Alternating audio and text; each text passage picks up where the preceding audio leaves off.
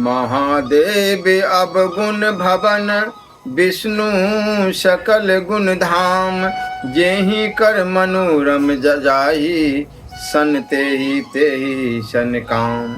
माना कि महादेव जी अब गुणों के भवन है और विष्णु समस्त सद्गुणों का धाम है। पर जिसका मन जिसमें रम गया उसको तो उसी से काम है।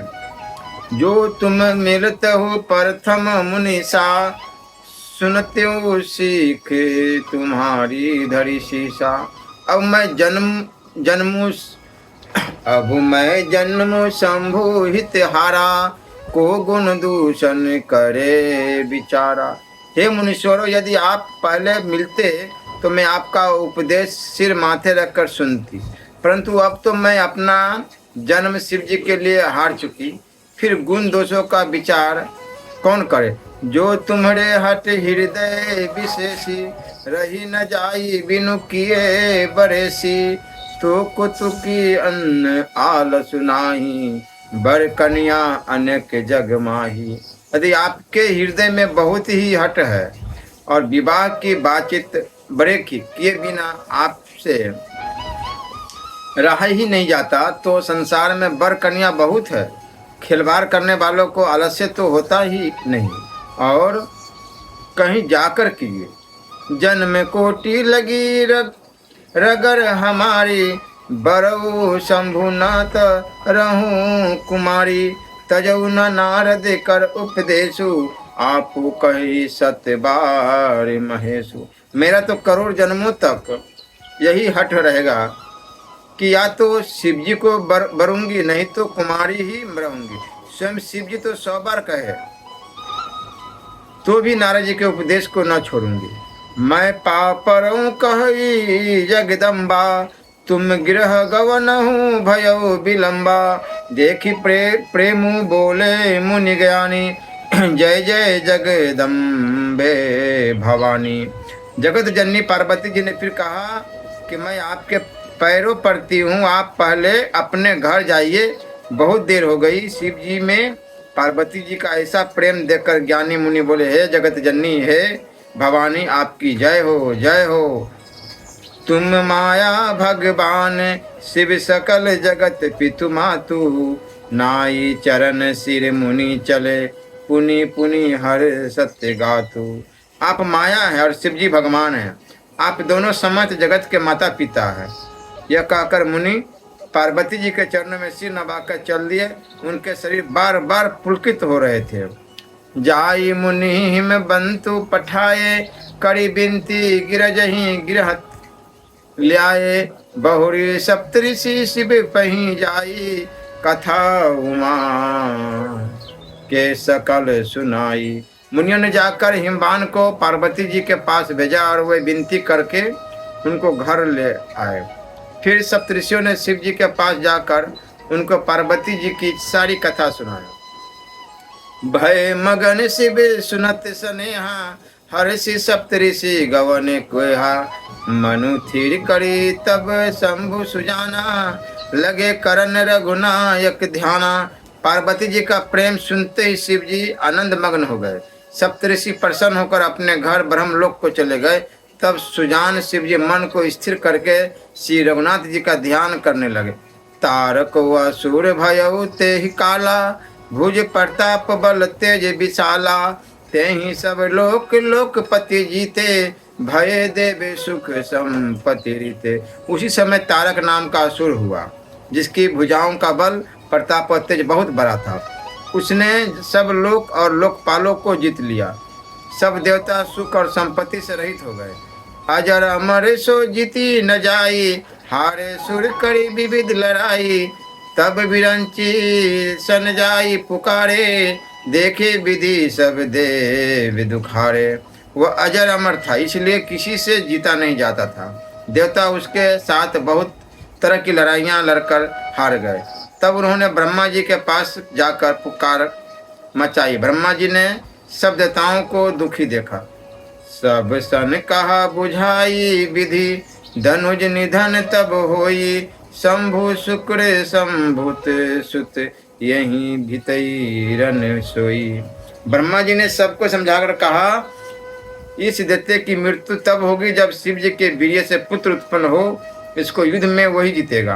मोर कहा सुने करहूं उपाय, होहि ईश्वर करहि सहाय। सती जो तजी दक्ष मख देहा, जन्मी जाई हिमाचल गया। मेरी बात सुनकर उपाय करो, ईश्वर सहायता करेंगे और काम हो जाएगा। सती जी ने जो दक्ष के यज्ञ में देह का त्याग किया था, उन्होंने अब हिमाचल के घर जाकर जन्म लिया। ते ही तपु किन शंभु पति लागी, शिव समाधि बैठे सबु त्यागी। यद्यपि अहीं असमंजस भारी, तदपि बात एक सुनहु हमारी।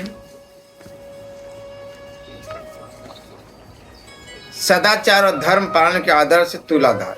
काशी में तुलाधार नाम के दो व्यक्ति हुए, एक व्याध दूसरे वैश्य। पहले सज्जन माता पिता की सेवा में सर्वदा लगे रहते थे और उन्हें ही भगवान रूप समझकर एक क्षण के लिए भी उनसे प्रमुख नहीं होते थे। स्वयं भगवान ही क्यों न आ जाए, ये अपने माता पिता की उपासना में किसी तरह की त्रुटि नहीं आने देते थे। इसके फलस्वरूप उन्हें संपूर्ण ज्ञान प्राप्त हुआ।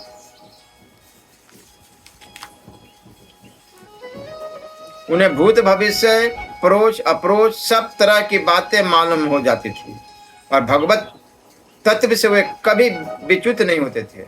एक सज्जन का नाम था कृतबोध। उन्होंने बड़ी तपस्या की थी और उपनिषदों का ज्ञान संपादन किया था। जब वे तुलाधर व्याध के सामने आए तब इन्होंने उनकी तपस्या और उनकी सिद्धि का ठीक ठीक वर्णन कर दिया। इससे वे अत्यंत प्रभावित हुए और उन्होंने भी इन्हीं की भांति माता पिता की सेवा का व्रत ले लिया। दूसरे तुलाधार एक वैश्य थे। ये अत्यंत भगवत भक्त और सत्यपरायण थे। इनकी प्रशंसा सभी लोग करते थे। ये व्यापार में लगे रहकर भी इतने धर्मनिष्ठ और भगवत चिंतन परायण थे कि इनकी समता करने वाला उस समय और कोई नहीं था। उन्हीं दिनों जाजली नाम के एक ब्राह्मण समुद्र किनारे घोर तपस्या कर रहे थे। वे अपने आहार विहार को नियमित करके वस्त्र के स्थान पर वल्कल का उपयोग करते थे। मन प्राण आदि को रोककर योगा साधना की बहुत ऊंची भूमिका में पहुंच गए थे। एक दिन जल में खड़े होकर ध्यान करते करते उनके मन में सृष्टि के ज्ञान का उदय हुआ। भूगोल खगोल आदि के विषय उन्हें करामल कवत प्रत्यक्ष होने लगे। उनके मन में यह अभिमान हो आया कि मेरे समान कोई दूसरा नहीं है। उनके इस भाव को जानकर आकाशवाणी हुई, महाशय आपका यह सोचना ठीक नहीं। काशी में एक तुलाधर नाम के व्यापारी रहते हैं, वे भी ऐसी बात नहीं कह सकते। आपको तो अभी ज्ञान ही क्या हुआ है। इस पर जाजली ने तुलाधार के दर्शन की उत्कंठा प्रकट की और मार्ग का ज्ञान प्राप्त करके काशी की ओर चल पड़े। तीर्थाटन करते हुए वे काशी पहुँचे और उन्होंने देखा कि महात्मा तुलाधार अपनी दुकान पर बैठे व्यापार का काम कर रहे हैं। जाजली को देखते ही वे उठ खड़े हुए और बड़ा स्वागत सत्कार करके नम्रता के साथ बोले, ब्राह्मण आप मेरे ही पास आए हैं। आपकी तपस्या का मुझे पता है। आपने जाड़े गर्मी और वर्षा की परवाह न कर केवल वायु पीते हुए फूट की तरह खड़े रहकर तपस्या की है। जब आपको सूखा वृक्ष समझकर जटा में चिड़ियों ने अपने घोंसले बना लिए, तब भी आपने उनकी ओर दृष्टि नहीं डाली। कई पक्षियों ने आपकी जटा में ही अंडे दिए और वहीं अंडे फूटे और बच्चे सयाने हुए। यह सब देखते देखते आपके मन में तपस्या का घमंड हो आया। तब आकाशवाणी सुनकर आप यहाँ पधारे हैं। अब बतलाइए मैं आपकी क्या सेवा करूं। तुलाधार की ये बातें सुनकर जाजली को बड़ा आश्चर्य हुआ और उन्होंने जिज्ञासा की कि आपको इस प्रकार का निर्मल ज्ञान और व्यवसात्मिका बुद्धि कैसे प्राप्त हुई। तुलाधर ने सत्य अहिंसा आदि साधारण धर्मों की बात सुनाकर अपने विशेष धर्म सनातन वर्णाश्रम धर्म पर बड़ा जोर दिया। उसने बतलाया कि अपने वर्ण और आश्रम के अनुसार कर्तव्य कर्म का पालन करते हुए जो लोग किसी का अहित नहीं करते और मनसा वाचा कर्मना सबके हित में ही तत्पर रहते, उन्हें कोई वस्तु दुर्लभ नहीं। इन्हीं बातों के यथकिंचित अंश से मुझे यह थोड़ा सा ज्ञान प्राप्त हुआ। यह सारा जगत भगवान का स्वरूप है, इसमें कोई अच्छा या बुरा नहीं है। मिट्टी और सोने में तनिक भी अंतर नहीं। इच्छा, द्वेष और भय छोड़कर जो दूसरों को भयभीत नहीं करता और किसी का बुरा नहीं सोचता वही सच्चे ज्ञान का अधिकारी है। जो लोग सनातन सदाचार का उल्लंघन करके अभिमान आदि के वश में हो जाते हैं, उन्हें वास्तविक ज्ञान की उपलब्धि नहीं होती। यह कहकर तुलाधार ने जाजिली को सदाचार का उपदेश किया। यह कथा महाभारत के शांति पर्व में आती है। इसमें श्रद्धा, सदाचार, वर्णाश्रम धर्म, सत्य, समृद्धि आदि पर बड़ा जोर दिया गया है। प्रत्येक कल्याणकामी पुरुष को इसका अध्ययन करना चाहिए। तुलाधार के उपदेशों से जाजिले का अज्ञान नष्ट हो गया और वे ज्ञान संपन्न होकर अपने धर्म के आचरण में लग गए। बहुत दिनों तक धर्म पालन आदर्श उपस्थित करके और लोगों को उपदेशादर्श का द्वारा कल्याण की ओर अग्रसर करके दोनों ने ही सद्गति प्राप्त की। इसलिए जो माता पिता को सेवा करता, भगवत भाव रखता,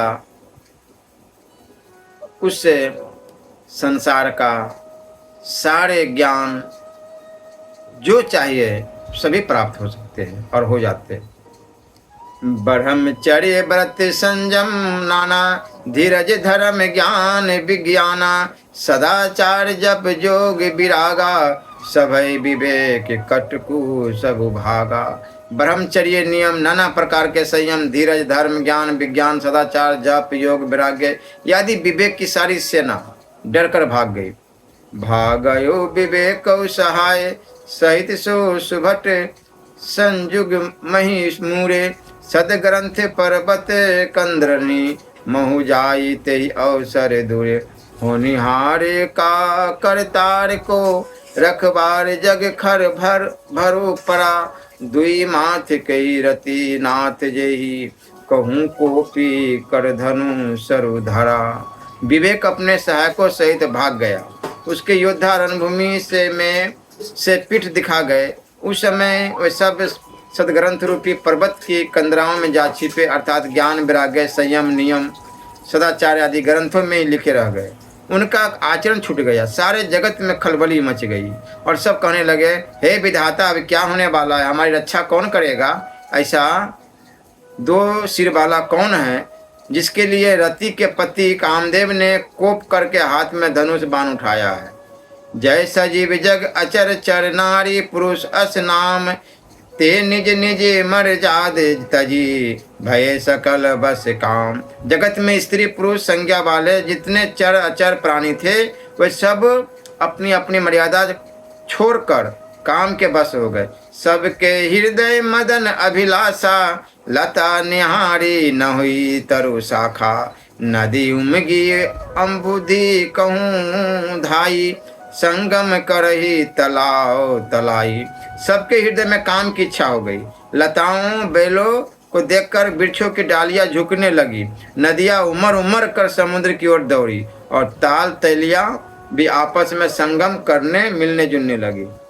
जहाँ असी दशा जरन के बेरनी को कहीं सकई सचेतन करनी पशु पक्षी नभ जल थल चारी भय काम बस समय विसारी। जब जर वृक्ष नदी आदि कई की दशा यह दशा कही गई है, तब चेतन जीवों की करनी कौन कह सकता? आकाश, जल और पृथ्वी पर विचरने वाले सारे पशु पक्षी अपने संयोग का समय भुलाकर काम के बस हो गए। मदन अंध व्याकुल सब लोका निश दिनु नहीं अवलो कहीं कोका देव दनुज नर किन्नर प्याला प्रेत पिशाच भूत बैताला। सब लोग कामांध होकर व्याकुल हो गए। चकबा चकबी रात दिन नहीं देखते। देव दैत्य मनुष्य किन्नर सर्प प्रेत पिशाच भूत बेताल इनके दशा न कहूँ बखाने, सदा काम के चेरे जाने। सिद्ध विरक्त महामुनि जोगी, तेपी काम बस भय वियोगी। ये तो सदा ही काम के गुलाम है, यह समझकर मैंने इनकी दशा का वर्णन नहीं किया। सिद्ध विरक्त महामुनि और महान योगी भी काम के बस होकर योग रहित या स्त्री के विरही हो गए हैं। भय काम बस जोगी से तापस, पामरनी की को कहे। देखहीं चराचर नारी में, जे ब्रह्म में देखते रहे। अबला बिलो कही पुरुष में, जगु पुरुष सब अबला में। दुई दंड भरी ब्रह्मांड भीतर, काम कृत्य को तुक आयो। जब योगीश्वर और तपस्वी भी काम के बस हो गए, तब पामर मनुष्य के कौन कहे। जो समस्त चराचर जगत को ब्रह्म में देखते थे, वे अब उसे स्त्री में देखने लगे। स्त्रियां सारे संसार को पुरुष में देखने लगी और पुरुष उसे स्त्री में देखने लगी। 2 घड़ी तक सारे ब्रह्मांड के अंदर कामदेव का रचा हुआ यह कौतुक तमाशा रहा। धरी न काहू धीर सबके मन, मन सिज हरे। जे राखे रघुबीर ते, उबरे ते ही काल महु। किसी ने भी हृदय में धैर्य नहीं धारण किया। कामदेव ने सबके मन हर लिए। श्री रघुनाथ जी ने जिनकी रक्षा की, केवल वही उस समय बचे रहे। उभय घड़ी यश कौतुक भयऊ, जो लगी कामु शंभु पहि गयऊ। शिव ही बिलो की सशंक, शंकऊ मारू। भयऊ जथा तिथि सबू संसारू। 2 घड़ी तक ऐसा तमाशा हुआ, जब तक कामदेव शिव जी के पास पहुंच गया। शिव जी को देखकर कामदेव डर गया था। तब सारा संसार फिर जैसा का तैसा स्थिर हो गया। भय तुरत सबे जीवे सुखारे, जिमी मद उतरी गए मतवारे। रुद्र ही देखी मदन भय माना, दुराधर से दुर्गम भगवाना। तुरंत ही सब जीव वैसे ही सुखी हो गए जैसे मतवाले नशा पिए हुए लोग मद नशा उतर जाने पर सुखी होते हैं। दुराधर से जिनको पराजित करना अत्यंत कठिन है और दुर्गम जिनका पार पाना कठिन। भगवान संपूर्ण ऐश्वर्य धर्म यश श्री ज्ञान और वैराग्य रूप 6 ईश्वरीय गुणों से युक्त रुद्र महा भयंकर शिव जी को देखकर कामदेव भयभीत हो गया। फिरत लाज कछु करी नहीं जाई, मरनु ठानी मन चतसी उपाई। प्रगट सी तुरत रुचिर ऋतु राजा, कुसुमिति नौ तरु राजी विराजा। लौट जाने में लज्जा मालूम होती है और करते हुए बनता नहीं। आखिर मन में मरने का निश्चय करके उसने उपाय रचा। तुरंत ही सुंदर ऋतुराज बसंत को प्रकट किया। फूले हुए नए नए वृक्षों की कतारें सुशोभित हो गई। बन उपवन बापिका तरागा, परम सुभग सब दिशा विभागा। जहाँ तहाँ जनु उमगत अनुरागा, देखी मुहे मन मन सिज जागा। वन उपवन बावली तालाब और सब दिशाओं के विभाग परम सुंदर हो गए। जहाँ तहाँ मानो प्रेम उमड़ रहा है, जिसे देखकर मेरे मरे मनों में भी कामदेव जाग उठा है। जा गई मनोभव महु मुएहू मन बन भू, भगता न परे कही। शीतल सुगंध सुमंद मारुत, मदन अनल सखा सही। बिक से सरहिनी बहु कंजे, गुंजत पुंज मंजुल मधुकरा। कलहंस पिक सुख सरस रब, करी गान नाच अपछरा। मरे हुए मन में भी कामदेव जागने लगा। वन की सुंदरता कहीं नहीं जा सकती। काम रूपी अग्नि का सच्चा मित्र शीतल मंद सुगंधित पवन चलने लगा। सरोवर में अनेकों कमल खिल गए, जिन पर सुंदर भौरों के समूह गुंजार करने लगे। राजहंस कोयल और तोते रसीली बोली बोलने लगे और अप्सराएं गा गा कर नाचने लगे। सकल कला करी कोटि, विधि हार सेन समेत। चली न अचल समाधि, शिव को पौ हृदय निकेत। कामदेव अपनी सेना समेत करोड़ों प्रकार की सब कलाएं उपाय करके हार गया, पर शिव जी की अचल समाधि न डिगी। तब कामदेव क्रोधित उठा, देखी रसाल बिटप बर शाखा, तेहि पर चढ़ऊ मदनु मन माखा। सुमन चाप निज सर संघाने, अति ऋषिता की सरबन लगी ताने। आम के वृक्ष की एक सुंदर डाली देखकर मन में क्रोध से भरा हुआ कामदेव उस पर चढ़ गया। उसने पुष्प धनुष पर अपने 5 बाण चढ़ाए और अत्यंत क्रोध से लक्ष्य की ओर ताककर उन्हें कान तक तान लिया। छाड़े विषम विशिख उर लागे, छुटी समाधि शंभु तब जागे। भयउ इस मन क्षोभु विशेषी, नयने उघारी सकल दिशि देखी। कामदेव ने तीक्ष्ण बाण 5 बाण मार छोड़े जो शिव जी के हृदय में लगे। तब उनकी समाधि टूट गई और वे जाग गए। ईश्वर शिव जी के मन में बहुत क्षोभ हुआ। उन्होंने आंखें खोलकर सब ओर देखा। सौरभ पल्लव मदनु बिलोका, भयो कोपु कंपउ त्रिलोका। तब शिव तीसर नयन उघारा, चितवत कामु भयो जरी छाड़ा। जब आम के पत्तों में छिपे हुए कामदेव को देखा तो उन्हें बड़ा क्रोध हुआ, जिसे तीनों लोग कांप उठे। तब शिव जी ने तीसरा नेत्र खोला। उनके देखते ही कामदेव जलकर भस्म हो गया। हाहाकार भयउ जग भारी, डर पे सुर भय असुर सुखारी। समझी काम सुख सोचहि भोगी, भय अकंटक साधक जोगी। जगत में बड़ा हाहाकार मच गया। देवता डर गए, दैत्य सुखी हुए, भोगी लोग काम सुख को याद करके चिंता करने लगे और साधक योगी निष्कंटक हो गए। जोगी अकंटक भय पति गति, सुनत रति मरुचिति भई। रोदती बदती बहु भांति, करुणा करते शंकर पही गई। अति प्रेम करी बिनती विधि जोड़ी कर सन्मुख रही। प्रभु आशुतोष कृपाल शिव, अबला निरखी बोले सही। योगी निष्कंटक हो गए। कामदेव की स्त्री रति अपने पति की यह दशा सुनते ही मूर्छित हो गई। रोती चिल्लाती भांति भांति करुणा करती हुआ शिव जी के पास गई। अत्यंत प्रेम के साथ अपने को अनेकों प्रकार से विनती करके हाथ जोड़कर सामने खड़ी हो गई।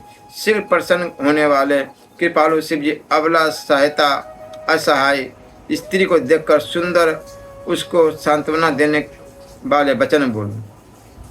अब ते रति तब नाथ करे होई, नामु अनंगू बिनु बपु व्यापही। सभी पुनि सुनु निज मिलन पर संगू।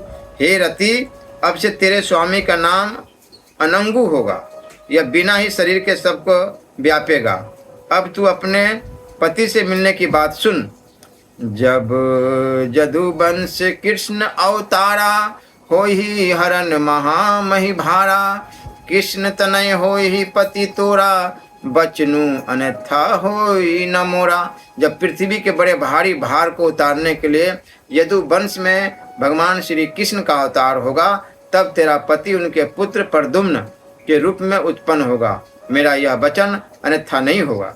रति गवनी सुनि शंकर बानी, कथा य पर अब कहूँ बखानी। देववन समाचार सब पाए, ब्रह्मादिक बैकुंठ सिधाए। शिव जी के वचन सुनकर रति चली गई। अब दूसरी कथा बखान कर विस्तार से कहता हूँ। ब्रह्मादि देवताओं ने यह सब समाचार सुने तो वे बैकुंठ को चले गए। सब सूर्य विष्णु बिरंची समेता, गए जहाँ से वे कृपा निकेता। पृथक पृथक तिनकिन ही प्रशंसा, भय प्रसन्न चंद्र औ तंसा। फिर वहाँ से विष्णु और ब्रह्मा सहित सब देवता वहाँ गए जहाँ कृपा के धाम शिव जी थे। उन सब ने शिव जी की अलग अलग स्तुति की। तब शशिभूषण शिव जी प्रसन्न हो गए। बोले कृपा सिंधु वृष केतु, कहूँ अमर आय कहीं हेतु। कह विधि तुम प्रभु अंतर्जामी, तदपि भक्ति बस बिनबऊ स्वामी। कृपा के समुद्र शिव जी बोले, हे देवताओं, कहिए आप किस लिए आए हैं? ब्रह्मा जी ने कहा, हे प्रभु, आप अंतर्यामी हैं, तथापि हे स्वामी, भक्ति बस मैं आपसे विनती करता हूँ। सकल सुरन के हृदय अस शंकर परम उछाहूँ, निज नय नहीं देखा चहिसी चहि, नाथ तुम्हारे विवाहूँ। हे शंकर, सब देवताओं के मन में ऐसा परम उत्साह है कि हे नाथ, कोई अपनी आंखों से आपको विवाह देखना चाहते हैं। यह उत्सव देखो भरी लोचन, सोई कछु करो मदन मद मोचन। कामू जारी रति कहूँ बरु दिनहा, कृपा सिंधु यह अति भल किन्हा। हे कामदेव के मद को चूर करने वाले, आप ऐसा कुछ कीजिए जिससे सब लोग इस उत्सव को नेत्र भर कर देखे। हे कृपा के सागर, कामदेव को भस्म करके आपने रति को जो वरदान दिया सो बहुत ही अच्छा किया। शास्ति करी पुण्य कर ही पसाऊ, नाथ प्रभु भुन कर सहज सुभाऊ। पार्वती तपु किन अपारा, करहूँ तासु अब अंगीकारा।